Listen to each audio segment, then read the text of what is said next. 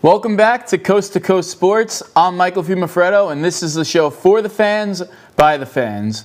Now, you may notice that I look a little bit tanner than usual. That's because I was just in Florida this past weekend. My family and I took a trip down to West Palm Beach. Got to hit the links at the beautiful Banyan Cay Golf Course. My dad's friend Dominic is the owner of it. And this happened while we were on the course. Check walk-up video. That's cool. Very good party. Great shot, Mike. Great shot. Yeah. So yeah, there you see it. Walking up to my ball in the hole already. 2 shots on a par 4 in for eagle.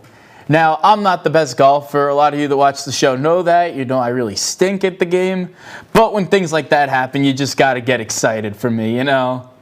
Unfortunately, you do know that the Moneymakers, my beloved fantasy football team and 2018 Money League champions, they also thought they were probably playing some golf where, as you know, the lower score usually wins the match. But yeah, they thought they were playing golf too and decided to only put up 83 points this week. And I know Graham, who defeated me this weekend to push me down to 3-3. Wanted a shout out, so congrats on your win. Have fun. You're down in Jupiter, Florida right now. Maybe you're watching the show. I don't know yet. Speaking of watching the show live today on Facebook, I decided to add a last segment today where I'm going to read through all your comments that you write, see what you guys thought of the show. Maybe you agree with something I said. Maybe you disagree. Maybe you want to roast me. Maybe you want to say my hair's bad. I don't know, but I'll read them out if I like them. Just spam the stream with comments. Let's see what you guys come up with. Be clever, be creative. Maybe I'll feature you on the show. In other news, it was a very eventful Week 6 in the NFL. Everything seems to be back to normal for now, based off all the COVID scheduling mishaps. We didn't have a Thursday night game. We had 2 Monday night games. So a lot was going on, but it looks like we're back. We're going to have a Thursday night football game between the Giants and the Eagles. I'll get into some other teams that I think are on the come-up, on the downfall for the rest of the season. I'll give you some fantasy insight later on in the show. But first, if you may notice, I'm wearing my baseball tie. That's because Game 7 of the World Series was last night, or Game 1 of the World Series was last night, between the Dodgers and the Braves. Dodgers took it pretty convincingly, won 8-3.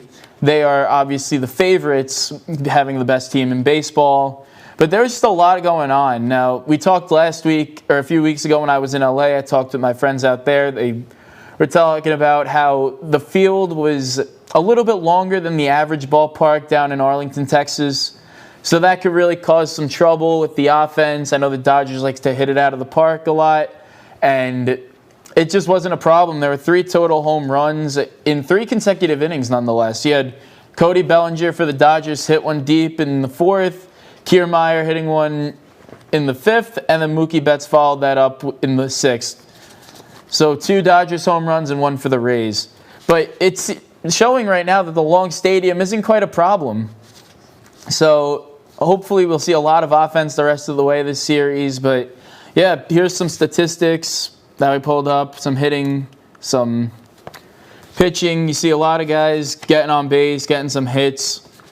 And we also got just some of the regular stats here. You see 16 total hits. 10 for the Dodgers, 6 for the Rays. I mean, it was just an offensive frenzy. And, I mean, if you really think about it, though, wouldn't having a longer ballpark really help out the players? I mean, I'm not the biggest baseball player. I wasn't very good when I played back in the day. But I know that when you have a longer ballpark with a deeper fence, it makes the outfield much bigger, and guys can just bloop one in, get on base, and just keep moving around the bases. I know this actually happened once or twice. Cody Bellinger, I remember, went back deep for the wall, couldn't get the ball, hit off his glove, and Rays actually scored one of their runs off of that. So, but then he made it up for it. He saved the home run at the very end of the game in the 9th, gave the Dodgers the win there. But yeah, I know Nico over here was talking how he bet the over, and he crushed it. Well, those were his exact words. And yeah, just there was a lot of offense, but let's not count out the defense and the pitching, especially Clayton Kershaw. First of all, he moved up to second in postseason strikeouts with 201 last night, and he's only 4 away from Justin Verlander at 205. So expect him to get it this if he pitches 1 or 2 more games this series. I don't know if it'll go to 7 games, but definitely could see him pitch in a Game 5 or a Game 6. So that'll be a milestone. But just because of that historic night, it wasn't everything else on his resume and stat list for the night was pretty good. If you could see it on the very bottom right there, Kershaw's name's underlined. 6 innings pitched, 1 earned run, 8 strikeouts in total, and only 1 walk, which actually happened in the first inning. So he was really pretty much perfect going throughout the whole game. And that's just something you want to see out of your ace. We've known his history of choking in the past. He hasn't been the best postseason pitcher, but I mean, look, he looks ready to go. He's been playing fantastic this whole postseason, and last night just shows why he's the best pitcher in baseball right now. Now, flipping to the other side, the ace for the Rays, Tyler Glasnow, had a pretty good game, but not to the level of Kershaw, and just ended up leaving the game a little earlier in the 5th inning after giving up a home run to Cody Bellinger. Then the Rays started cycling through pitchers a lot, gave up a few more runs. It was really that stretch, if you see here in the box score, in that 4th to 6th inning was where the Dodgers had all their runs.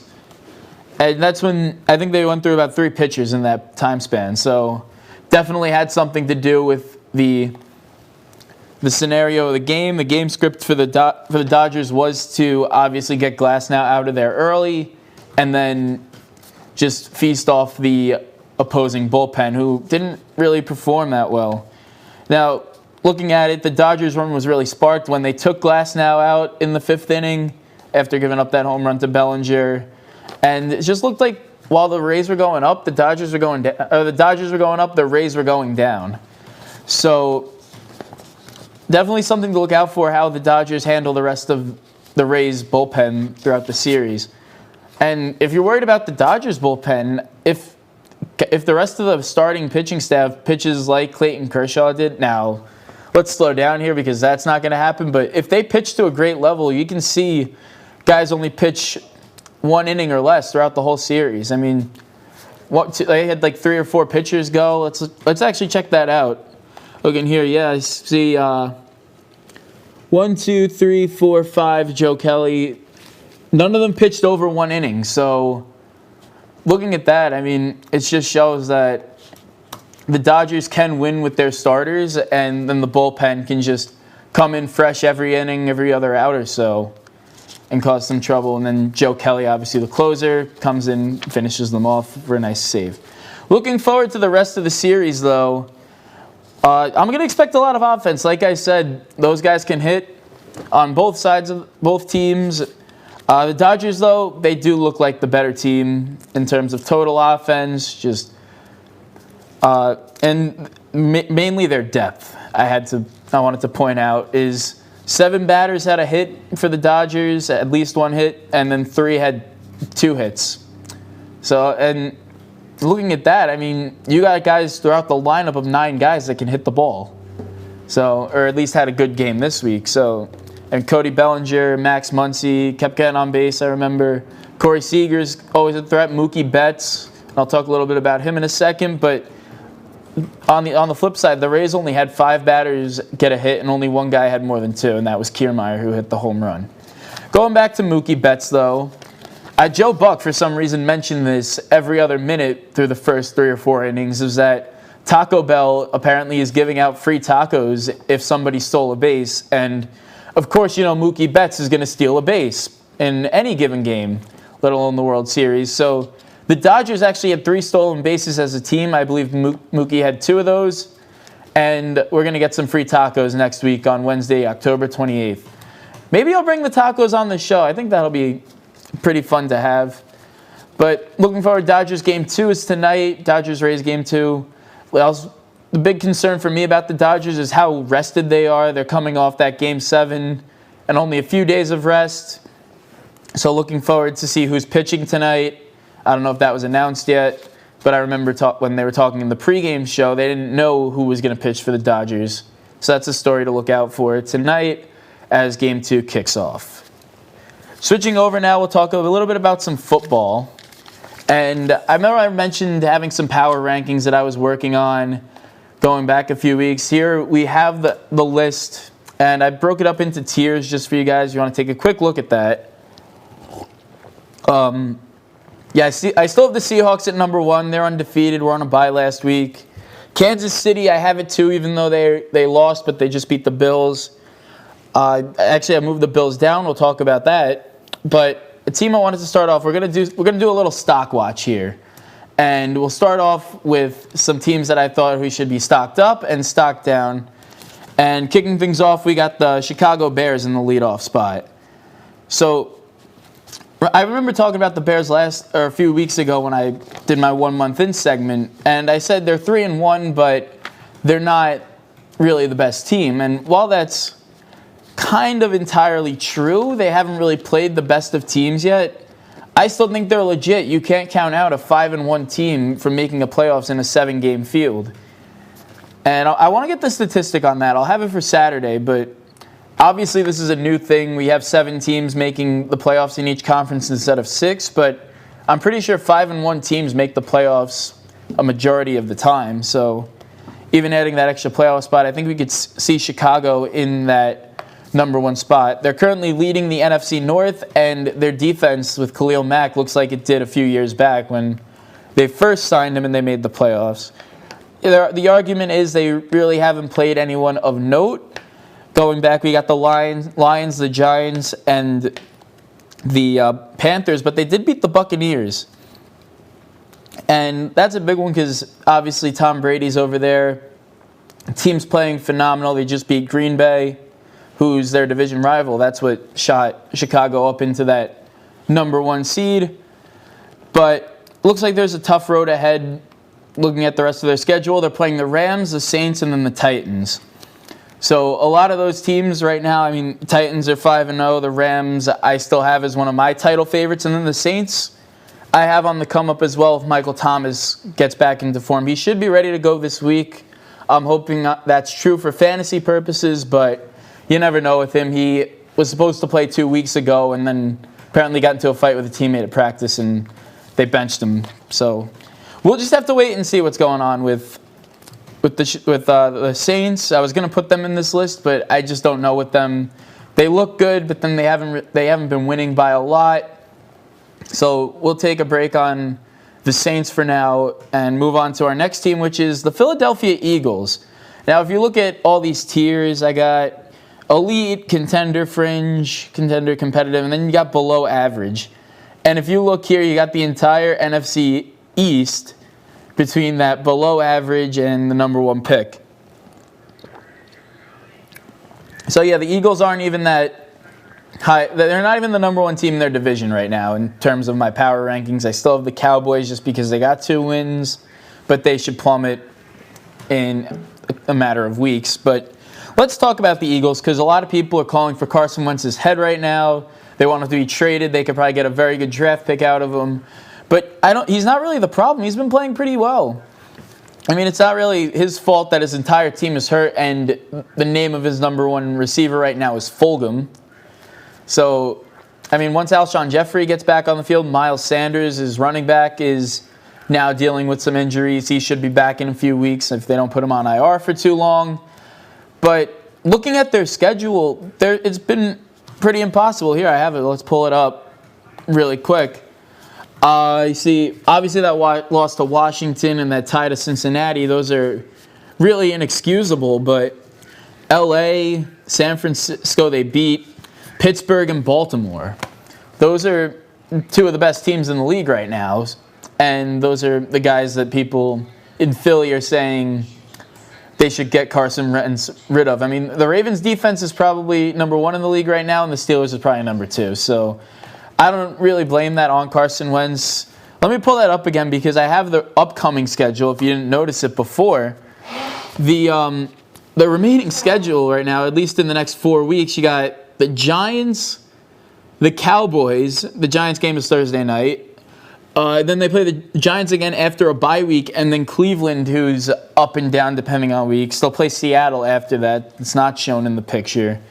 But looking at those 3 games, they can rattle off 4 wins, and then you're at 5-4-1, right back in the playoff race. So, I mean, obviously someone's got to make it in the dumpster fire that is the NFC East. And I think the Eagles are the best bet. They got the best upcoming schedule. They should be a test. Maybe they can figure things out against those weaker teams. And I don't know. I guess we'll just have to wait and see on them. Moving on to our third team that I have their stock up. And it's kind of sad because of where their stock is starting and where it's going up. I have the Carolina Panthers, who just ended a 3-game win streak with a loss. So yeah, I have them moving up into the competitive tier where they were either in below average or the number 1 pick a few weeks back when they were 0-2 with Christian McCaffrey healthy. Teddy Bridgewater just didn't look the part of an NFL quarterback, and Matt Rule's offense just wasn't there. Now we're in week 6. That was a month ago. Let's talk about what they just did. They went 3-1 without their number 1 running back. They play the Falcons in another week, so then that's an easy win for them, it looks like. But they've turned it around with Mike Davis, who's playing like a star right now, playing like Christian McCaffrey for that matter. And the Matt Rule experiment seems to be working. You can't count out his success as a first-time head coach out of Baylor. You have Robbie Anderson, who's second in the league right now in total yardage for receiving. And it looks like Teddy Bridgewater is securing his job for at least another year or 2. I mean, he's playing well enough where they're not going to call for his head like they are Carson Wentz or probably Sam Darnold out here in New York. But looking at just how he's been playing, I think he was supposed to be a bridge quarterback to see. That's actually pretty funny, Bridgewater, the bridge quarterback. But yeah, he was supposed to bridge into the future. Maybe they were in position to draft Trevor Lawrence, which my friend Wyatt, who was on the show a few weeks ago, Panthers fan, did say that when McCaffrey did go down, they were going to sit him out the entire season and just tank for Trevor. Doesn't look like that's going to happen now. They could maybe wait a couple of years to really think about their next quarterback. But the thing that scares me is I think this team's headed towards that 500 purgatory. And if you don't know what that means, it's in that range where you miss the playoffs, but you miss out on a top 10 draft pick as well. So the Detroit Pistons in basketball, they're like that. They've been like that for a few years now, and they just can't seem to take that next step, you know? So with that said, when are the Panthers going to take that next step? Is it when Christian McCaffrey comes back? We'll see when he plays soon, but Nico's saying that's my boy to Christian McCaffrey. But he's my boy too. I'm waiting for him to come back. I hope he's ready to go Thursday Night Football in Week 8. But I don't see the ceiling for this team. It's probably around that 500, and you just can't really do anything when you're 8-8, 9-7, 7-9. So we'll see. But as their stock's rising, I think in a few years they'll be back to where they were as a title contender in that great 2015 season. Maybe not that high, but you know what I mean. But teams that are on the way down, it looks like, we'll start off with the Cleveland Browns, because last week or 2 weeks ago, after rattling off a 4-game win streak, they just looked like they were ready. Like Baker Mayfield was here to go. Odell Beckham was the next star receiver that he was back in the day. And they lost Nick Chubb, but Kareem Hunt was right there to take over. And their defense was playing at a great level. But like I said before, these teams, they haven't really played anybody. They only won against they won against the Bengals, who Baker Mayfield plays really well against throughout his career. They played against the football team, who after winning week 1 haven't done anything. Then you got the Cowboys. That was a good game, actually. That was probably Baker's best game as a pro, or at least this season. And then they played the Colts, who, like I said, they're another good team that I have up there. Here's the power rankings. I have they're probably about even. I have the Colts in that fringe contender spot just because their record's a little bit better, and then the Browns a little bit lower. But looking back at that, that's an equal matchup in terms of how they've been playing at the moment. But last week they just looked abysmal against the Pittsburgh Steelers, who I said have a very good defense, but that's a game that you would at least think they'd be competitive in the way they were playing. I mean, Baker threw for 119 yards, only 10 completions, and 2 interceptions, one of which was returned for a pick 6. I made the prediction a few weeks ago against the Cowboys that Baker Mayfield was going to have more interceptions than he did touchdowns that week. Didn't happen, but it happened this week. Now, when you want to get real into it, though, they're the third best team in their division. And that's kind of hard to make the playoffs when, well, now with 7, I mean, it's kind of possible, but not as possible as when you think that their 2 losses on the season have come to the Ravens and the Steelers, who are in their division. So I don't know what's going on with this team. I think they'll start to go on a losing streak, and we'll see what they really think of Baker Mayfield, if he's still the future in Cleveland. Moving on now to a team that they did beat, though, the Dallas Cowboys. And I watched that Monday Night Football game. They just looked bad. I mean, Andy Dalton, people were saying he's a great backup. He's going to fit in right well. It's going to be seamless. Nope, that did not happen. They lost 38-10. The season's basically over for them. They lost their starting quarterback. Their entire offensive lineman's a new group of guys. Like I said, they're going to start to tumble down the rankings.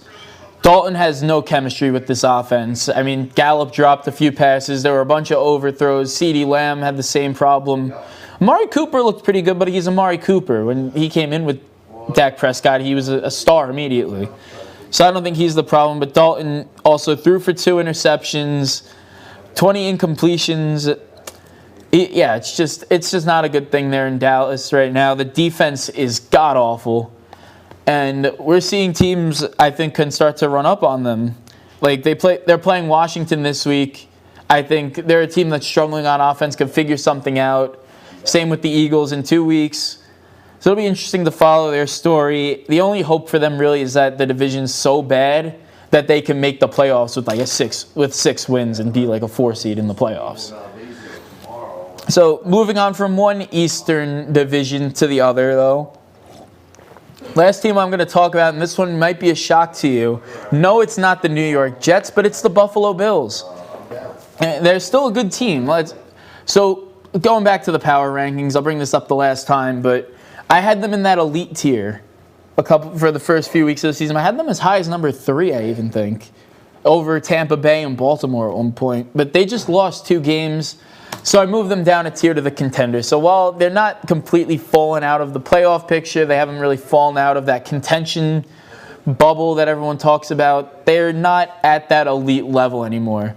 And I think it's just the competition they faced. I mean, I've talked about this with my friends a few times. Just they haven't really played anybody. I'm going to pull up their schedule real quick. Just take a look at who they played. They've played the Jets and the Dolphins. A lot of these records that these teams have don't really tell the whole story. Because when talking about the teams that they lost to, Tennessee and Kansas City, those are the teams that they're going to be playing in the playoffs and teams that they're going to need to beat in order to win a championship.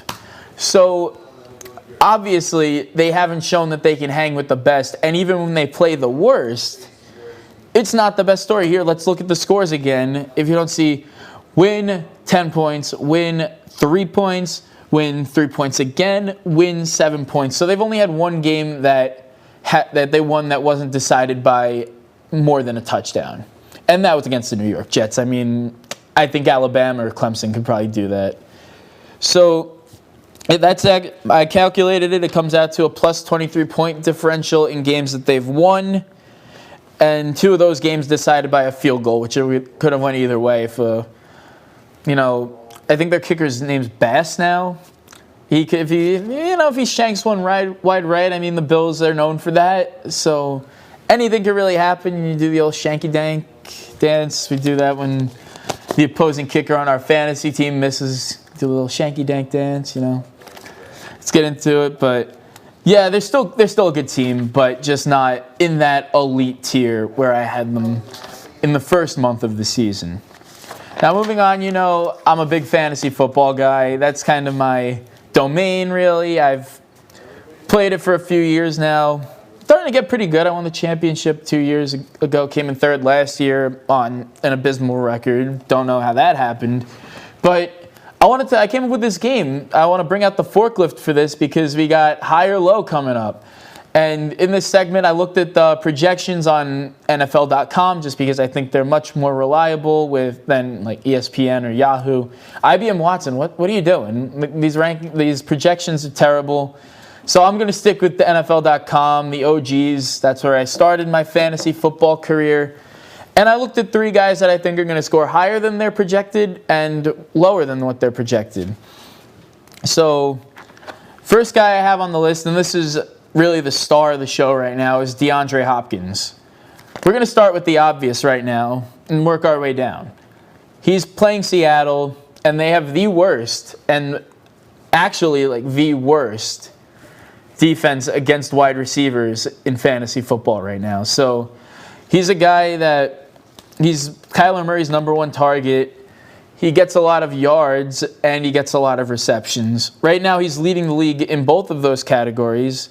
He's got about 8 receptions a game too, 47 through 6 games. But the thing that worries me is he hasn't found the end zone that much. But we're looking at his projection right now, which is 18.2.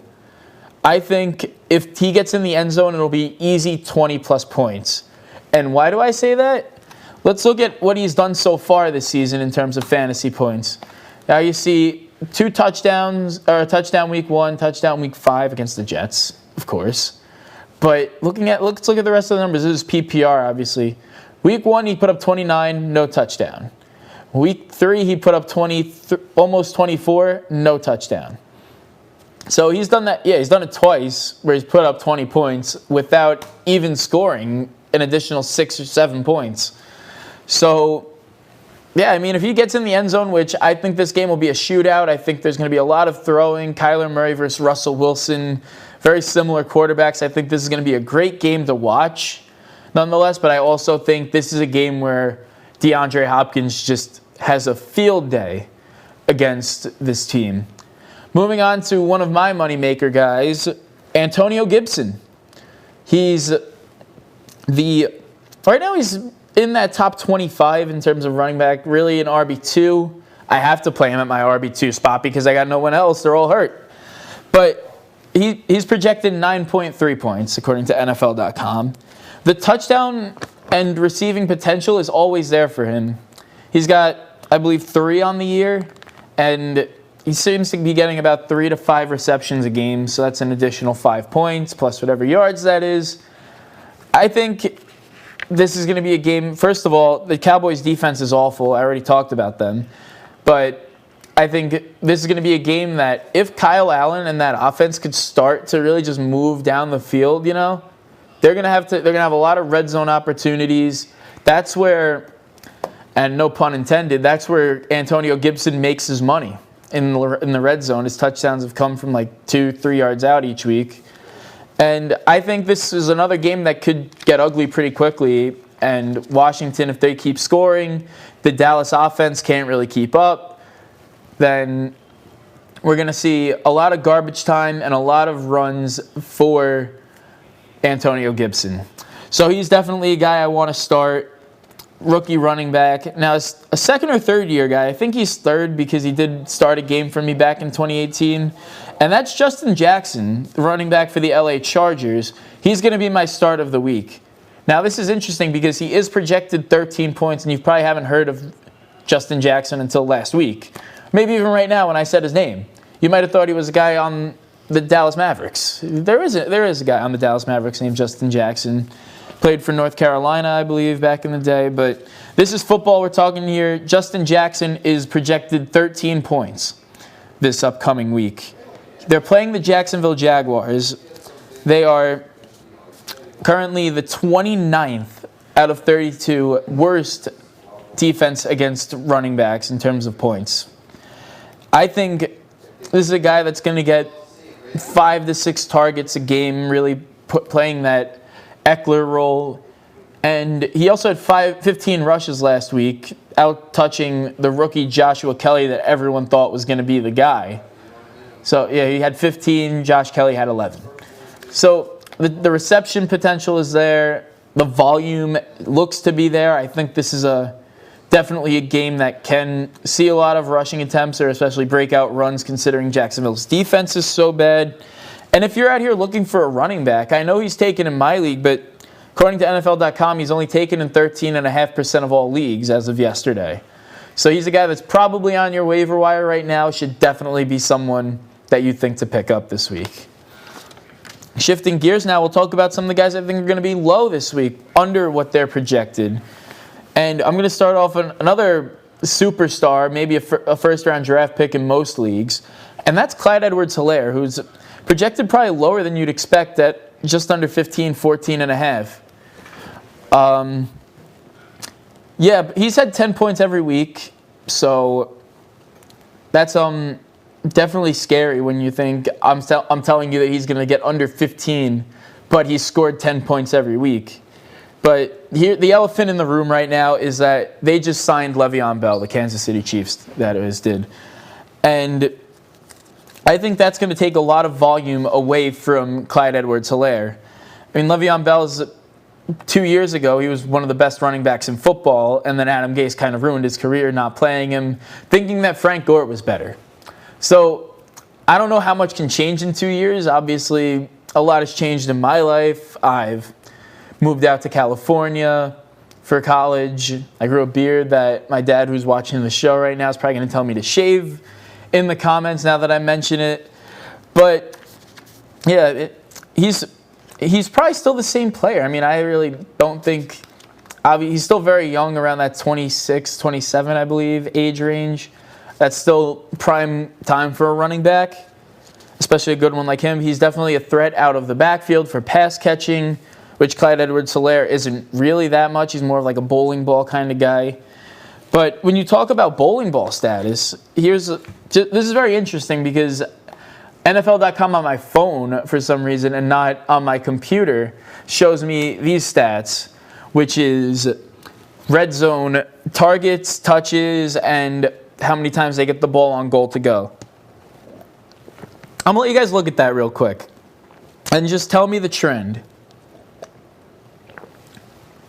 Yeah, they're all going down. That's the trend. Week 1, he got 10 in the 10 red zone touches, meaning carries, with 6 actually being goal to go.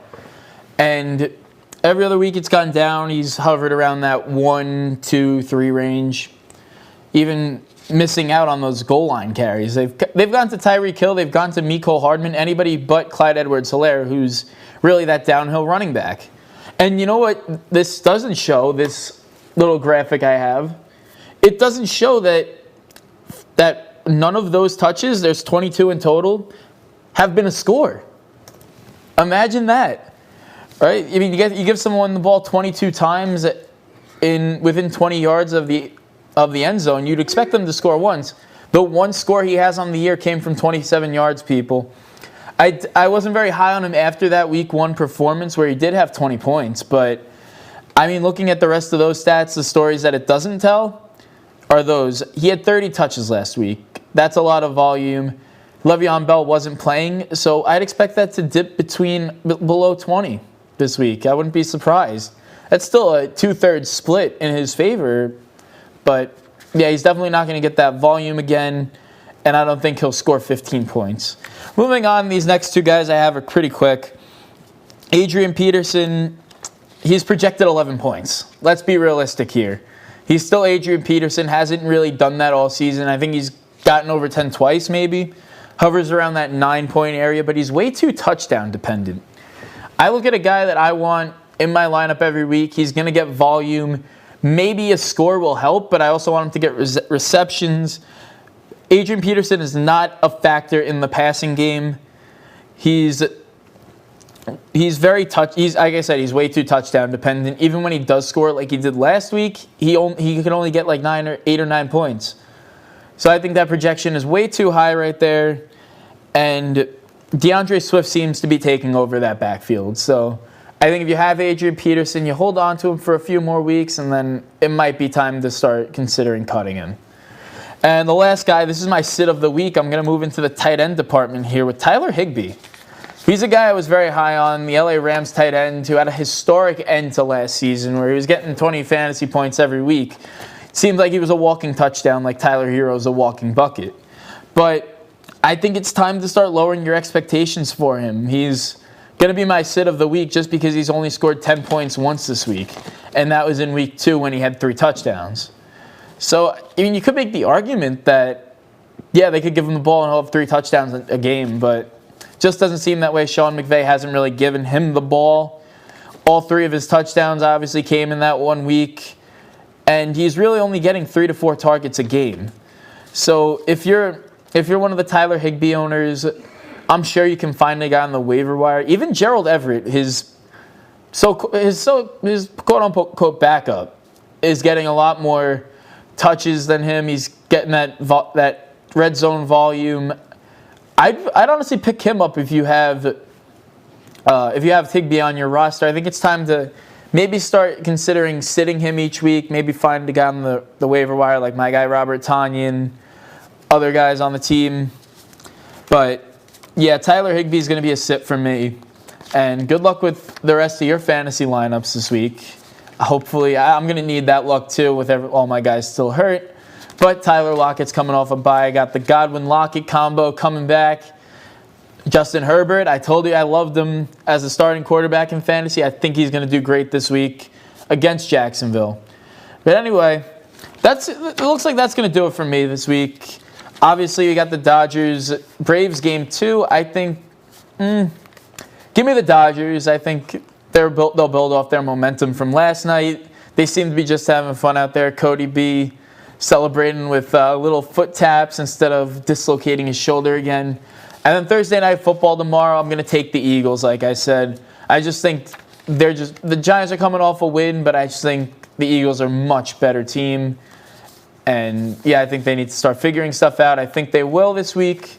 But once again, thank you all for tuning in. I'm Michael Fiumefreddo. You're watching Coast to Coast Sports, the only show for the fans, by the fans. See you Saturday on Casual Saturdays, folks.